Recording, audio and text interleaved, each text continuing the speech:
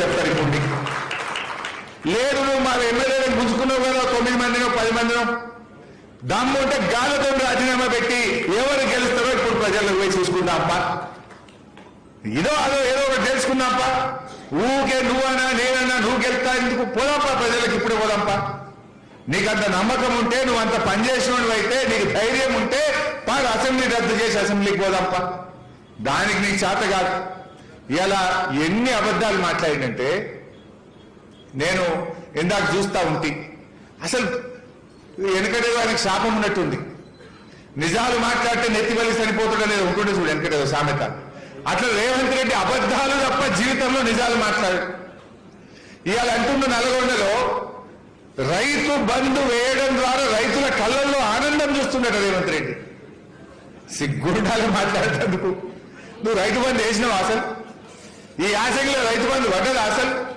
మొన్న మా నన్నునూరుకు మా నర్మెటకు మన సిద్దిపేటకు వచ్చి నువ్వు 45 రోజుల్లో రైతు బంధు వేస్తా అని చెప్పి 90 రోజులైనా రైతు బంధు అయ్యని దద్దమ్మ ముఖ్యమంత్రిని ఫెయిల్యూర్ సీఎం నువ్వు ఈ రైతు బంధు ఎగబెట్టి ఇంకా సిగ్గు లేకుండా నేనేసిన రైతు భరోసా రైతుల కళ్ళల్లో ఆనందం వెలుతురు చూస్తున్నట్టయినా రాయదన్న ఊర్లకు రా గన్మెన్లు లేకుండా పోలీసు వాళ్ళు లేకుండా పోరాండా నువ్వు వచ్చిన నరమెట్టకే రా ఆ ఊళ్ళో రుణమాఫీ ఎంతమందికి అయిందో రైతు బంధుకు ఎంతమందికి కాలేదో రైతుల కళ్ళల్లో ఆనందం ఉన్నదో దుఃఖం ఉన్నదో ఆ రైతుల మధ్యనే రచ్చబండ కడ కూర్చొని మాట్లాడదాం రా రేవంత్ రెడ్డి అది నువ్వు 3 సార్లు రైతు బంధు ఎక్కడికావు నువ్వు ఆనాడేమో ఈ సిపాయి ఏమంటుండే కేసీఆర్ నువ్వు 2 సార్లే రైతు బంధు ఇస్తున్నావు కొంతమంది రైతులు 3 పంటలు పండిస్తున్నారు 3 సార్లు రైతు బంధు వేయాలని మాట్లాడినా ఈ సిపాయి ఇప్పటికీ 3 రైతు బంధులు ఎగ్గొట్టిండు ఒక వానకాలం మొత్తానికే ఎగ్గొట్టిండు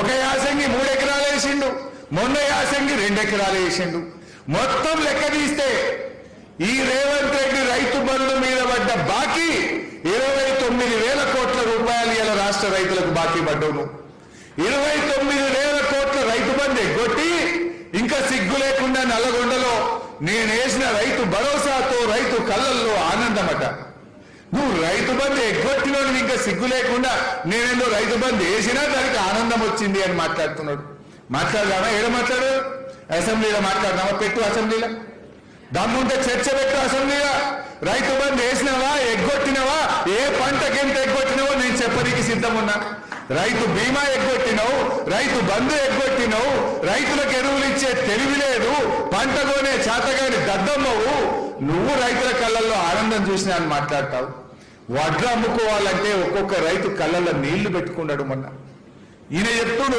80 లక్షల మెట్రిక్ టన్నుల వడ్లు కొన్నా నీ ముఖానికి నువ్వు 80 కొన్నావు మేము 2020-21లోనే 92 లక్షల మెట్రిక్ టన్నుల వడ్లు కొన్నాం నువ్వేందా 80 కొన్నాను పెద్ద సిపాయి లెక్క చెప్పుకుంటావు నీ ముఖానికి నువ్వు కొన్నది 80 2020-21లోనే 92 లక్షల మెట్రిక్ టన్నులు కొని రైతుల కళ్ళల్లో ఆనందాన్ని నింపింది బీఆర్ఎస్ పార్టీ నువ్వు ఆగంబట్టి తడిసిపోయి ఎండిపోయి ఎండకేండి వానకు తడిసి ఈ చెదలు బట్టి సంచులు లేక దాదాపు 40-50 రోజులు పడిగాపులు కాసి రైతుల కళ్ళల్లో కన్నీళ్లు పెట్టిన నువ్వు సిగ్గు లేకుండా ఇంకా రైతు బంద్ వేసినా వడ్లు కొన్నా అని మాట్లాడతావు నీ ముఖానికి క్షమాపణ చెప్పాలి నువ్వు రాష్ట్ర రైతాంగానికి రైతు బంధు ఎగబెట్టినందుకు దేవుడి మీద ఒట్టు పెట్టి రుణమాఫీ చేయనందుకు రైతు బీమా ఆపేసినందుకు వడ్లు కొననందుకు పంటల బీమా ఇయ్యనందుకు వడగళ్ల వాన రాళ్లు పడి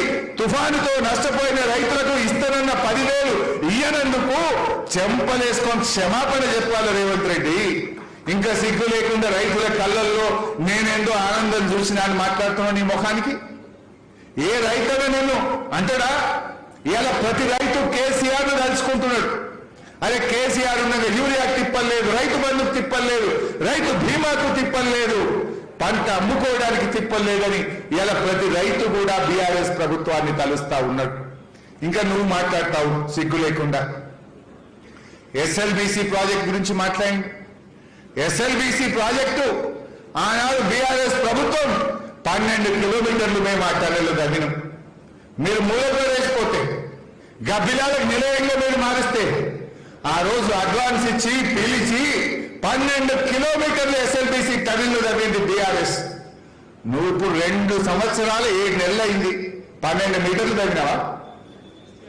నువ్వు 8 మందిని పాపం అమాయక కార్మికుల్ని బలి చేసినావు. ఎస్ఎల్బీసీ టనల్ కుప్పగూలిపోతే శవాలు కూడా బయటకు తీయని దద్దము నువ్వా మా గురించి ఎస్ఎల్బీసీ గురించి మాట్లాడాలి? ఎస్ఎల్బీసీ మేము 12 కిలోమీటర్లు తవ్వినాం. ఎస్ఎల్బీసీని ఇరకబెట్టింది మీరు, తప్పుడు విధానంలో ప్రారంభించింది మీరు.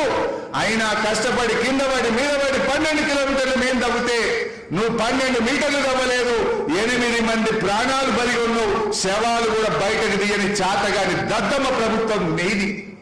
నువ్వు ఇంకా ఎస్ఎల్బీసీ అట బీఆర్ఎస్ ఏదో చేయలేదు, బీఆర్ఎస్ పాపం చేసిందంట. పాపం నీది.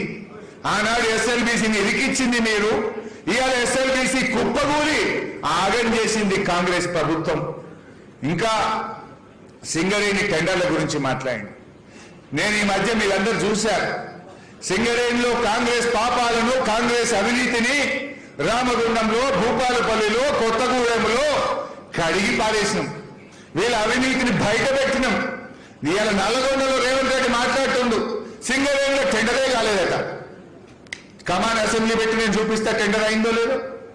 సింగరేణిలో సైట్ విజిట్ సర్టిఫికెట్ పెట్టినాక నీ బామ్మర్దికి శోధా కన్స్ట్రక్షన్ కు సృజన్ రెడ్డికి టెండర్ దక్కిందా లేదా నేను రుజువు చేయడానికి రెడీగా ఉన్నా. టెండర్ కాలేదు ఎట్లంటావు? సైట్ విజిట్ సర్టిఫికెట్ పెట్టింది నిజం, నీ బామ్మర్ది కంపెనీకి టెండర్ ఇచ్చింది నిజం, శోధా కన్స్ట్రక్షన్ కు టెండర్ దక్కింది నిజం, సృజన్ రెడ్డి అనే వ్యక్తి నీ బామ్మర్ది అనేది కూడా అంతే నిజం. దమ్ముంటే ఎక్కడ మాట్లాడదాం. టెండరే కాలే, వీళ్ళు ఆరోపణలు చేస్తున్నారు అని తప్పించుకునేటువంటి ప్రయత్నం ఇవాళ నల్లగొండ మీటింగ్ లో రేవంత్ రెడ్డి గారు సృజన్ రెడ్డి గారిని దాచిపెట్టే ప్రయత్నం చేస్తా ఉన్నాడు. ఇంకనట మూసి, అసలు ఆ మూసీకి తీసుకుపోయే నీళ్ళెక్కడి? నేను మూసీని బాగా చేస్తా, మూసీలో నీళ్లు పోస్తా అంటూ ఏవి నీళ్ళెక్కడి? కేసీఆర్ కట్టిన కాళేశ్వరం నీళ్లు కాదా? మేము కట్టిన మల్లన్న సాగర్ నీళ్లు కాదా? ఎక్కడిది మూసి శుద్ధి చేస్తా, మూసిలా అవి నీళ్ళెక్కడి? మల్లన్న సాగర్ నీళ్లే కదా హైదరాబాద్ తీసుకుపోతున్నది. ఎవరు కట్టింది? తాత కట్టిండా మల్లన్న సాగర్? మల్లన్న సాగర్ కాళేశ్వరంలో భాగం కాదా? మేము కట్టిన కాళేశ్వరం నుంచే ఇలా మూసీకి నీళ్లు తీసుకుపోతున్నావు రేవంత్ రెడ్డి. ఈయన మా కాళేశ్వరం కూలిపోయింది అంటాడు మళ్ళీ సిగ్గు లేకుండా. కాళేశ్వరం నీళ్లే మూసీకి తీసుకుపోతావు, కాళేశ్వరం నీళ్లే హైదరాబాద్ మంచినీళ్లు తీసుకుపోతావు, కాళేశ్వరంతోనే బంగారం లాంటి పంట పంటది, కాళేశ్వరం కూలిందని మళ్ళీ అబద్ధాలు మాట్లాడతాడు.